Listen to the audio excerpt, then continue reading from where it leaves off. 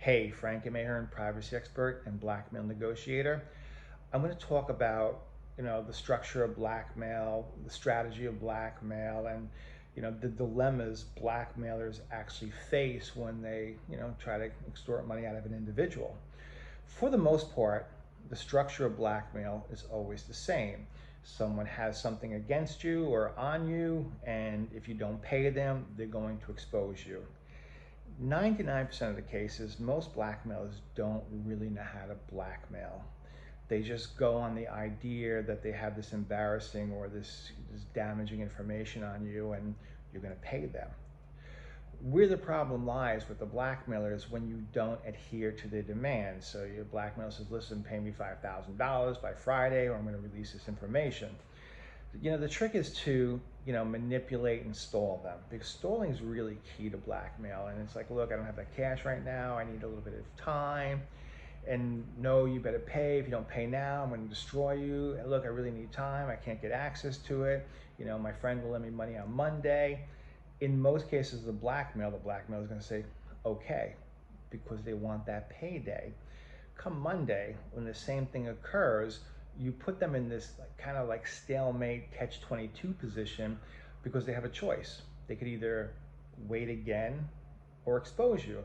The problem in exposing you, there's no money in their pocket. And so what happens is they have to make a decision. And again, in most cases of blackmail, the blackmailer will back off and give you more time.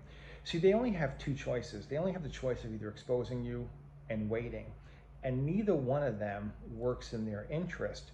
So they don't know how to get beyond those two choices and to make a victim pay. Now, on the flip side, if a victim's doing this work on their own and combating the blackmail, you got to stand your ground, you got to be strong, but when somebody is texting you, bombarding you pictures or compromising content of yourself and how they're going to destroy you, it's difficult to stand that ground and not pay. And that's where someone like me comes into play, where I pose as you, I take over, and I deal with the blackmailer. So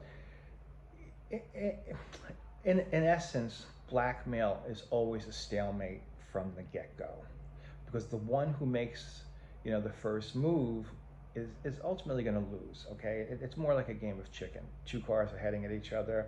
The first one that swerves supposedly loses the game. And blackmail has the same essence to it. The first person who either pays or exposes loses. So if you need help in a blackmail situation, reach out. My name is Frank M. Ahearn. I can assist, and I can take over your blackmail, pose as you, and get rid of the blackmailer. So be safe.